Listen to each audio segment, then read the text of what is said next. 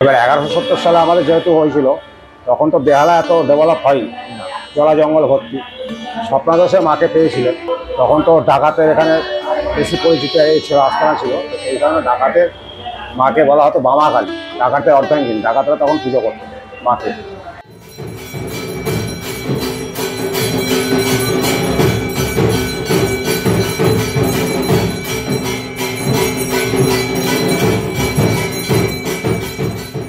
আমাদের এই যে মূর্তি যিনি আঁকেন, তার নাম স্বর্গীয় বিশ্বনাথ চক্রবর্তী। তিনি এইটাকে প্রথমে উনি ওনার আকারে এটাকে করেছিলেন, গড়েছিলেন। আর তিনি হঠাৎ মারা যান।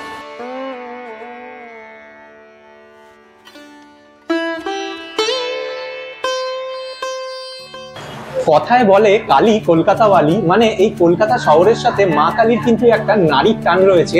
এটা আমরা কলকাতা শহরের আনাচে কানাচে যে কোনো জায়গায় যদি যাই তার একটা স্পষ্ট ছাপ দেখতে পাই। আজকের এরকমই একটি পুরনো, প্রায় বলতে গেলে 300 বছরের প্রাচীন একটা কালী মন্দিরের ইতিহাস আপনাদের সাথে শেয়ার করব এই ভিডিওটার মাধ্যমে। কোথায় এই মন্দির, কিভাবে আসবেন, যাবতীয় তথ্য থাকবে। এবং এত পুরনো মন্দিরের পিছনের যে ইতিহাস, সেগুলো যতটা সম্ভব আপনাদেরকে বলার চেষ্টা করব। তার আগে যারা প্রথমবার এই চ্যানেলে ভিডিও দেখছেন তাদের উদ্দেশ্যে ছোট্ট করে একটু আমি আমার পরিচয়টা বলে দিতে চাইবো। নমস্কার, আমি সৌরভ। দ্য আননোন ডাইরেকশন চ্যানেলে আপনাদের প্রত্যেককে স্বাগত জানিয়ে টেম্পলস অফ বেঙ্গল সিরিজের আরো একটা নতুন ভিডিও শুরু করতে চলেছি। আশা করছি এই ভিডিওটাও আপনাদের আগের ভিডিওর মতনই ভালো লাগবে। আর আমি এখন দাঁড়িয়ে রয়েছি বর্তমানে একদম বেহালায়। আর এটা হলো, আমি যে মন্দিরটায় দাঁড়িয়ে রয়েছি এটা হলো বেহালার অতি পরিচিত শ্রী সিদ্ধেশ্বরী কালী মন্দির। এই মন্দিরটার বয়স প্রায় কিছু না হলেও 300 বছরের কাছাকাছি। আর বেহালাবাসীর কাছে এই মন্দিরটা আবেগের থেকে কিন্তু কিছু কম নয়। তো আমি নিজেও এই মন্দিরটার ইতিহাস এতদিন জানতাম না, তাই ভাবলাম আমি নিজেও এই মন্দিরটার ইতিহাসটা একটু জানি এবং আপনাদের সাথেও শেয়ার করি। সেই উদ্দেশ্যেই আজকে এই ভিডিওটা করা। এই ভিডিওটা শুরু করার আগে আপনাদের কাছে একটা ছোট্ট আবদার রাখবো, যেটা হচ্ছে এই ভিডিওটা পুরোটা দেখার পরে যদি ভিডিওটা একটু হলেও আপনাদের ভালো লাগে তাহলে দয়া করে এই ভিডিওটাতে একটা লাইক করে দেবেন। পারলে প্রচুর পরিমাণে শেয়ার করবেন, যাতে বহু মানুষের কাছে এই ভিডিওটা একসাথে পৌঁছাতে পারে। আর একদম অবশেষে যদি ভালো লাগে এই ভিডিওটা প্রকৃত অর্থে, তাহলে অবশ্যই কিন্তু এই চ্যানেলটাকে সাবস্ক্রাইব করে দেবেন। তাহলে পরবর্তীকালে এই চ্যানেলের থেকে আসা যাবতীয় ভিডিও নোটিফিকেশন আপনারা খুব সহজেই পেয়ে যেতে পারবেন। আর হ্যাঁ, যারা এই মুহূর্তে বেহালা থেকে এই ভিডিওটা দেখছেন অবশ্যই কিন্তু তারা কমেন্ট করে জানাবেন। তাহলে চলুন শুরু করা যাক আজকের ভিডিও। প্রথমেই বলি কিভাবে এই মন্দিরে আপনারা খুব সহজে চলে আসতে পারবেন। যেহেতু এই মন্দিরটা বেহালা ট্রাম ডিপোয়ে অবস্থিত, তাই সবার প্রথম আপনাদের বাস বা অটো ধরে চলে আসতে হবে বেহালা ট্রাম ডিপোয়ে। আমি এখন বর্তমানে দাঁড়িয়ে রয়েছি বেহালা ট্রাম ডিপোর সামনে। অটোয় আসলে অটো আপনাদের ঠিক এই জায়গাটা নামিয়ে দেবে। যদি মেট্রোয় আসেন সেক্ষেত্রে কালীঘাট মেট্রো স্টেশনে নেমে লেক মার্কেটের দিকের গেট দিয়ে বেরিয়ে এখানে আসার অটো পেয়ে যাবেন। এছাড়া যদি যতীন দাস পার্ক মেট্রো স্টেশনেও নামেন সেক্ষেত্রে বসুশ্রী সিনেমা হলের দিকের গেট দিয়ে বেরোলেও এখানে আসার ডাইরেক্ট অটো পেয়ে যাবেন। এখানে অটো থেকে নেমে এই গাড়িগুলো ঠিক যেদিকে যাচ্ছে, অর্থাৎ সোজা সামনের দিকে 1 থেকে 1.5 মিনিট মতন হাঁটলেই বাঁ হাতে পেয়ে যাবেন মন্দিরটি। এছাড়া আপনারা চাইলে লোকাল ট্রেনেও আসতে পারেন। সেক্ষেত্রে মাঝেরহাট স্টেশনে নেমে মেন রোডে উঠে জোকা বা ঠাকুরপুকুর যাওয়ার অটো পেয়ে যাবেন, যে অটো ধরলে একদম মন্দিরের সামনে নেমে যেতে পারবেন। এখন যে মেট্রো স্টেশনটা দেখছেন এটা হলো জোকা বিবিরিবাগ লাইনের মেট্রো, যা পুরোপুরি এখনো চালু হয়নি। এখন আপাতত এটা জোকা মাঝেরহাট অব্দি চলছে, তাই এই মেট্রোর লাইনটা আপনাদেরকে সাজেস্ট করলাম না, তার কারণ এর সার্ভিস খুবই লিমিটেড এবং ছুটির দিনকেও এই মেট্রো কিন্তু বন্ধ থাকে। আচ্ছা, যদি বাসে আসবেন মনে করেন সেক্ষেত্রে কিন্তু বেহালা ঠাকুরপুকুর বা জোকাগামী যে কোনো বাসে উঠে চলে আসতে পারেন এখানে। আর হাওড়া, শিয়ালদা, ধর্মতলা এই জায়গাগুলোর থেকে কিন্তু একদম ডাইরেক্ট বাস পেয়ে যাবেন এখানে আসার। আর একটু দয়া করে ডেসক্রিপশনটা চেক করে নেবেন, বাস নাম্বারগুলো আমি ডেসক্রিপশনে দিয়ে দিলাম। দেখুন, কথা বলতে বলতে চলেও এলাম মন্দিরের সামনে। আসুন এবার এই মন্দির সম্বন্ধে কয়েকটি বিশেষ তথ্য জেনে নেওয়া যাক। এই মন্দিরটি বাংলার 1170 সালে প্রতিষ্ঠা করা হয়, অর্থাৎ প্রাচীনত্বের দিক থেকে এই মন্দিরের বয়স কিন্তু প্রায় 300 বছর। শ্রী শ্রী সিদ্ধেশ্বরী কালীমাতার মন্দির নামেই এই মন্দিরটা কিন্তু সকলের কাছে সুপরিচিত এবং এই মন্দিরটা কিন্তু অত্যন্ত জাগ্রত। আর এখানে মা সকলের মনস্কামনা পূরণ করেন। আর এই কথাটা কিন্তু আমি আমার নিজের উপলব্ধি থেকেই বললাম। মন্দিরের একদম সামনেই ফুল, মিষ্টি এবং পূজা সামগ্রীর দোকান পেয়ে যাবেন। এখান থেকেই আপনারা আপনাদের সাধ্য মতন পূজা সামগ্রী সংগ্রহ করে নিয়ে পুজো দিতে পারেন। তাই আপনাদের নিজেদের সঙ্গে করে পূজা সামগ্রী বয়ে আনার দরকার হবে না। আসুন এবার প্রবেশ করা যাক মূল মন্দিরে। গর্ভগৃহের সামনে ছোট্ট এই নাট মন্দিরটি রয়েছে, এখানে বসে ভক্তরা মায়ের নাম ধ্যান করেন আর এখানকার সন্ধ্যা আরতিটা কিন্তু অপূর্ব লাগে। গর্ভগৃহের ঠিক বাঁদিকেই রয়েছে হনুমানজি ও শনিদেবের বিগ্রহ এবং তার ঠিক পাশেই রয়েছে মা ষষ্ঠী, মা শীতলা ও মা চণ্ডীর বিগ্রহ এবং তার ঠিক পাশেই বিরাজ করে রয়েছেন মা সিদ্ধেশ্বরী এবং মা সিদ্ধেশ্বরীর ঠিক পাশেই রয়েছেন মা মনসা এবং সবার ওপর রয়েছেন মহাদেব। আর কিছুক্ষণের মধ্যেই সন্ধ্যা আরতি শুরু হবে, তবে তার আগে আসুন একটু এই মন্দিরের ইতিহাসটা জেনে নেওয়া যাক এই মন্দিরেরই একজন নিত্য সেবায়েতের কাছ থেকে। আমার নাম সুব্রত ভট্টাচার্য, মন্দিরের সেবায়ত। আমাদের মন্দিরের প্রথম শুরুটা 1170 সালে আমাদের স্থাপিত হয়।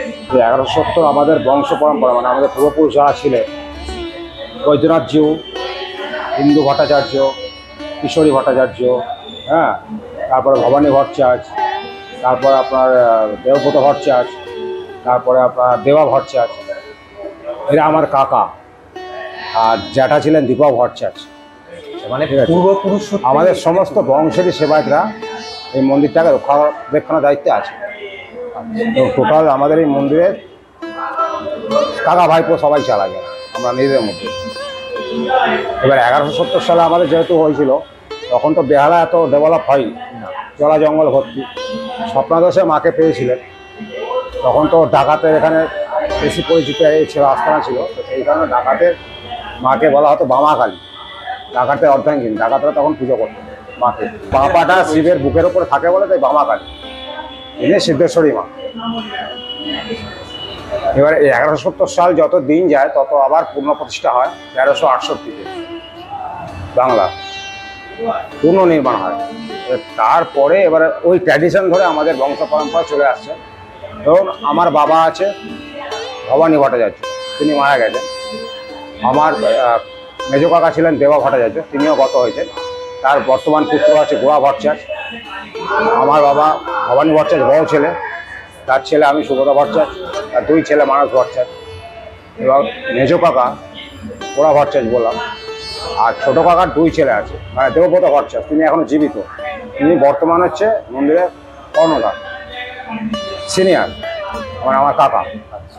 এবার তার ওপরে ছিলেন আর একটা বংশ আছে আমার দেবজিৎ ভট্টাচার্য, তিনি হচ্ছেন আমার দীপক ভট্টাচার্য, মানে আমার জ্যাঠার ছেলে দীপক ভট্টাচার্য, তিনি একটা শরিকি। তো এই শরিকি মিলে আমরা সবাই মিলে মন্দিরটাকে পরিচালনা করছি। এই মন্দিরটা 1170 সালে যখন প্রতিষ্ঠা হয়, মানে তখন এই মন্দিরটার ঘটনাকৃতি কিরকম ছিল? আশা করি ঘটনা বলতে রাস্তা, দেখুন আমার যতটুকু জানা, এই রাস্তা তখন গঙ্গা ছিল আর রেল লাইন ছিল, তখন রেল চলতো ওই পাশটা, পাল্টা থেকে আপ টু কালীঘাট অব্দি রেলটা চলতো। এবার এইখানে একটা গঙ্গা ছিল, এটার নাম হচ্ছে বেহুলা। বেহুলা থেকে বেহালা হয়ে গেল। এই যে অঞ্চলটা যখন ছিল তখন তো মানে প্রচুর জঙ্গল, লোক সংখ্যা কম। জঙ্গলের মধ্যে যেটা হয় ডাকাতের সংখ্যা বেশি থাকে, তারা মাকেই পুষ্পাঞ্জলি দিয়ে তারা ডাকাতি করতে যাওয়া, এই যেটা ট্র্যাডিশন আমরা দেখে এসেছি বা ওরকম ধরনের, এটা আমাদের যেটা আমাদের জানা সেটাই আমরা। এবার আমাদের এই মাকে ওইভাবেই পরিপূর্ণভাবে পুজো দেওয়া আসছে। আর এই মদদে যারা পেয়েছিলেন, হ্যাঁ, তারাও কি আপনাদেরই বংশধরেরই? মানে আমাদের সব বংশধর, সব ভট্টাচার্য বংশ, আচ্ছা, একদম গোড়া থেকে শেষ শুরু, সাতপুর চলছে। আর তখন তো শোনা ছিল যে ওই বেড়ার চালের এরকম। হ্যাঁ, তো এত ডেভেলপ হয়নি তখন, বেড়া দেওয়া ছিল, কুঁড়ে ঘরের মতো ছিল, খড়ের চাল ছিল। আস্তে আস্তে আস্তে ডেভেলপ হয়েছে, এখন মার্বেল হয়ে গেছে, পরিস্থিতি অনুযায়ী বদলে গেছে সব কিছু। আমাদের এখানে বছরে 3টে কালী পুজো হয়। জ্যৈষ্ঠ মাসে ফলাহারিণী কালী পুজো, কার্তিক মাসে শ্যামা কালী পুজো, মাঘ মাসে রটন্তী কালী পুজো। এবং বলির প্রথা আছে, যেহেতু বলি যদি কেউ মানসিক করে তার ব্যবস্থা আমরা করে দিই। কিন্তু আমাদের মন্দিরের তরফ থেকে কোনো বলি নেই, দেওয়া হয় না। কেউ যদি মানসিক করে থাকে যে আমি বলি দেবো, আমার মানসিক ইচ্ছা, তখন আমরা সেই ব্যবস্থা করে দেবো, সেটা আছে, সেই প্রথাটা আছে। এবার মাকে প্রতিদিনের একটা ভোগ দেওয়া হয়, দুপুরবেলা, রাত্রিরে শীতল ভোগ দেওয়া হয় মাকে, কখনো লুচি, কখনো পায়েস, কখনো বাতাসা, শীতল ভোগ যেটা হয়। আর দুপুরে নিত্য নৈমিত্তিক, ধরুন পোলাও হলো, কোনদিন আপনার খিচুড়ি হলো, কোনদিন সাদা অন্ন ভাত হলো, যে যেরকম মানে ভোগের ব্যবস্থা আছে, প্রতিদিনই ভোগ হয়। মানে কেউ যদি চায় তার ব্যবস্থা আমরা করে দিই। মানে এখানে ভক্তরা যদি আসে সেই ভোগ হ্যাঁ, ভোগ পেতে পারে। ভক্তরা যদি আসেন, বলেন যে আমার ভোগের প্রয়োজন আছে, আর কতজনার, সেই মতো আমরা ব্যবস্থা করি। আচ্ছা, মানে যদি কেউ এসে এরকম বলে যে আমাদের 20 জন বা 10 জনের ভোগের হ্যাঁ, আমরা তার ব্যবস্থা করবো। তাহলে সেই ব্যবস্থা হ্যাঁ, এখানে হয়। 20, তার জন্য 50, যত 100 মূল্য হিসাবে। 20, 50, 100 জন আমরা ব্যবস্থা করবো। আচ্ছা, এর কি কোনো মানে নির্ধারিত মূল্য রয়েছে? নির্ধারিত মূল্য আমাদের 351 টাকা আছে। এটাই হচ্ছে মিনিমাম হ্যাঁ, এই এটা একটাই। খিচুড়ি আচ্ছা, খিচুড়ি ভোগের জন্য 301 টাকা, পোলাও ভোগ হলে 501 হবে। পোলাও ভোগের জন্য 501 টাকা। আচ্ছা আচ্ছা, আর এমনি এই মন্দিরে এটা মালসা ভোগের, আচ্ছা বলুন, এটা মালসা ভোগের জন্য 351। ওই মালসা ভোগের জন্য হ্যাঁ হ্যাঁ, এবং প্রতিদিনের মালসা ভোগে যেটা হয় সেটাই আমাদের কালী পুজো 351 টাকা। আর এমনি গণভোগের কি কোনো ব্যবস্থা রয়েছে? মানে মন্দির দর্শন করতে এলো সে মানে ভক্তদেরকে ভোগ প্রসাদ দেওয়া? হ্যাঁ, বিতরণটা তো আমরা আছে, মানে নিত্যদিনের বিতরণ হয় না। নিত্যদিনে আমরা যে মাকে যেটা সেবা দিই সেটা আমরা ব্রাহ্মণ যে কজন আছেন এখানে, সে কজন মিলে আমরা মায়ের ভোগ প্রসাদ হিসাবে খাই। যে কজন সেবায় ছাড়াও এরা তো আছে, কর্মচারী আছে কিছু, তারা আমরা ওই মায়ের ভোগ প্রসাদ খেয়ে সারাদিন এখানে থাকি। রাত্রিরে মন্দির বন্ধ হয়ে গেলে আমরা যে আসলে বাড়ি চলে যাই। এই মন্দিরটা মোটামুটি সকালবেলা খোলে? সকালে ধরুন আমরা 7টায় খুলে যাই। সকাল 7। হ্যাঁ, শনিবার একটু তাড়াতাড়ি খোলে, মায়ের বার থাকে তাড়াতাড়ি, সকাল 6টা 5:30 খুলে যায়।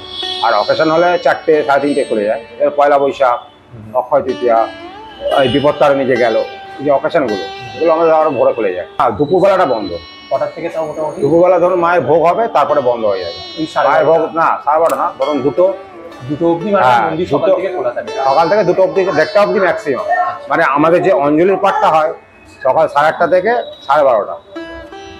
12:30 পরে মায়ের ভোগের জোগাড় করতে হয়, এবার মাকে ভোগ দেওয়ার পর আর অঞ্জলিটা বন্ধ হয়ে যায়। এবার মায়ের বন্ধ হয়ে যায়। এমনি মায়ের পায়ে ছোঁয়ানো নিবেদন সেটা চলবে, কিন্তু দুপুরে বন্ধ, আবার 5টার পরে খোলা হবে। কিন্তু বিকেলে আমাদের অঞ্জলিটা হয় না, অঞ্জলিটা হবে আবার রাত্রিবেলা 9টার পরে একবারই হবে। আর কালী পুজো বা পয়লা বৈশাখ বা অক্ষয় তৃতীয়া, এটা আমাদের প্রতিদিনই অঞ্জলিটা চলবে। যদি কোনো একটা অন্যবারও পড়ে যায় সেটা আমাদের কন্টিনিউ করতে হবে। আর রাত্রিবেলা মন্দির মোটামুটি কটা অবধি খোলা থাকে? রাত্রে 10:30। 10:30 অবধি খোলা থাকে, মানে দর্শন করতে পারবে না? দর্শন সারা দিন সারা রাত পাবে, কারণ আমাদের পুরো মাঠ ব্লক থাকে না, এই গেট ওই গেট, ব্যাস 24 ঘন্টা দর্শন পাবে। আর প্রতিদিন আরতি হয় রাত্রি 8:30 থেকে 9টা। আর পুজো বা অকেশনাল হলে একটু টাইমের হেরফের হয়ে যায়। আর হ্যাঁ, দীপান্বিতা কালী পুজো হলে সে তোর মাঝরাতে হবে, এটা তো আর 8:30 9টা করা যাবে না, অর্থাৎ টোটাল আমাদের পুজোর শেষে হবে। ভক্তরা অঞ্জলি দেবে, তারপরে হোম হবে, অঞ্জলি হবে, তারপরে প্রসাদ বিতরণ হবে, মানে স্পেশাল যে দিনগুলো মায়ের। এমনি দিন আমাদের প্রতিদিন 8:30 আরতি 9টায় শেষ হয়ে যায়। শনিবারও তাই, 8:30 আরতি 9টায় শেষ। মায়ের প্রতিষ্ঠা দিবস জ্যৈষ্ঠ মাসে, ফলারণী কালী পুজো। ধরুন আপনার অন্নপ্রাশনে, আপনার পৈতে, টুকিটাকি কাজ হয়। এটা কি এই নাট মন্দির যেটা দেখলাম এখানে? হ্যাঁ হ্যাঁ, এটা আমাদের পেছনে, পিছন দিকে জায়গা আছে? আচ্ছা, আমাদের নাট মন্দির যেহেতু সামনে জায়গা নেই, ওরা পেছনে সব কিছু কাজকর্ম হয়। মানে এখানে যে কোনো শুভ অনুষ্ঠান? হ্যাঁ হ্যাঁ, শুভ অনুষ্ঠান করে, যে কোনো শুভ অনুষ্ঠান আগে থাকতে একটু ঠাকুর মশাইকে জানিয়ে রাখলে সেটা আমরা ব্যবস্থা করবো। আচ্ছা, তো এখানে জানানোর জন্য বা লোকে যদি কেউ মনে করেন যে এসে যোগাযোগ করবে, তো কোনো নাম্বার কি আপনি দিতে চাইবেন? হ্যাঁ, নাম্বার দিতে পারি, আপনি নাম্বার নোট করে নিতে পারেন, 7044205492। সুব্রত ভট্টাচার্য। আপনারই নাম্বার? পেছনে শিব মন্দির আছে আর একটা তারা মা আছে। এবার আমরা ভেতরে সমস্ত কাজকর্ম করি, যার যতটা সামর্থ্য সেইভাবে আমরা সেবা দিই। আমাদের সেরকম কোনো ডিমান্ড নেই, দক্ষিণে আপনাদের যা, দক্ষিণে নিয়ে কোনো আমাদের এ নেই যে আমাদের এত দিতে হবে তত দিতে হবে, কোনো ব্যাপার না। আপনার মনে যা ইচ্ছা সেটাই দেবে। দীপান্বিতা পুজো যেটা হয় মানে কালী পুজো, হ্যাঁ হ্যাঁ, তো এই সময় কি এখানে কোনো বিশেষ মানে অনুষ্ঠানের ব্যবস্থা বা বিশেষ অনুষ্ঠান বলতে গান বাজনা সেরকম কিছু হয় না, তবে মায়ের ওই দিবানিশি খোলা থাকে, মায়ের কন্টিনিউয়াস অঞ্জলি চলে। সকাল মানে ভোর 5টা থেকে রাত সারাদিন সারা রাত, তারপরের দিন ভোগ বিতরণ 1টা 12টা অবধি, ব্যাস।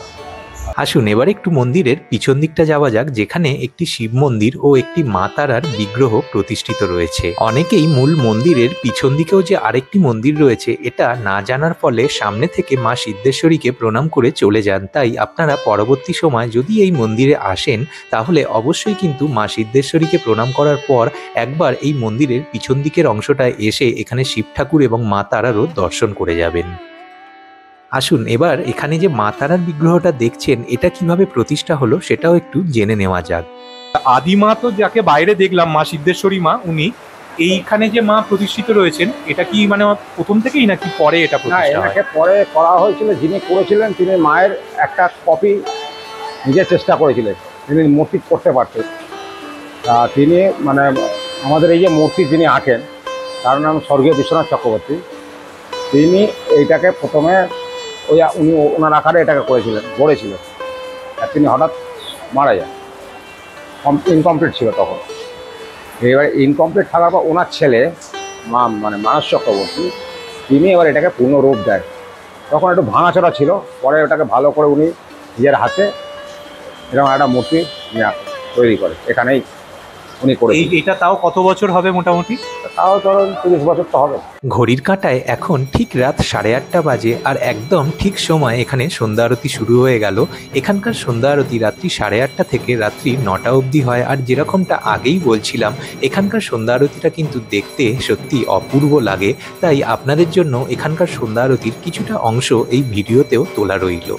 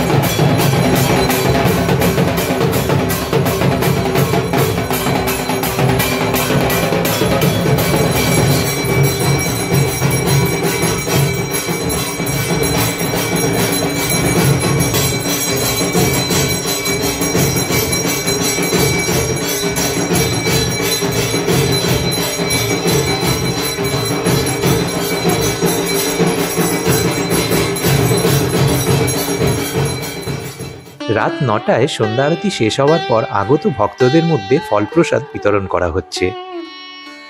আমি যেদিন গিয়েছিলাম এই মন্দিরে, সেদিন এখানে মায়ের জন্য খিচুড়ি ভোগের ব্যবস্থা করা হয়েছিল। আর আমি সত্যি খুবই সৌভাগ্যবান যে এই খিচুড়ি ভোগ পাওয়ার সুযোগ আমার হয়েছিল সেদিন। আজকের ভিডিওটা তাহলে এখানেই শেষ করছি। আশা করছি এই ভিডিওর মাধ্যমে আপনাদের এই মন্দির সম্বন্ধে যাবতীয় তথ্য দিতে পেরেছি। তবে তারপরেও জানি একটা ভিডিও যথেষ্ট নয়, অনেক প্রশ্ন অনেক জিজ্ঞাসা মনের মধ্যে রয়ে যায়, তাই কমেন্ট সেকশন তো খোলাই রইল। আপনারা অবশ্যই যদি মনের মধ্যে কোনো প্রশ্ন কোনো জিজ্ঞাসা থাকে কমেন্ট করবেন নির্দ্বিধায়। আমি আপনাদের প্রত্যেকটা কমেন্টে রিপ্লাই করব। আর আপনাদের মূল্যবান মতামতটা কিন্তু দিতে ভুলবেন না। এই চ্যানেলের ভিডিও কেমন লাগছে, কি ধরনের আরো ভিডিও আপনারা এই চ্যানেল থেকে পেতে চান, সমস্ত কিছু কিন্তু অবশ্যই বলবেন। আর ফিরছি খুব তাড়াতাড়ি নতুন কোনো ভিডিও নিয়ে। টিল দেন ভালো থাকবেন, সুস্থ থাকবেন।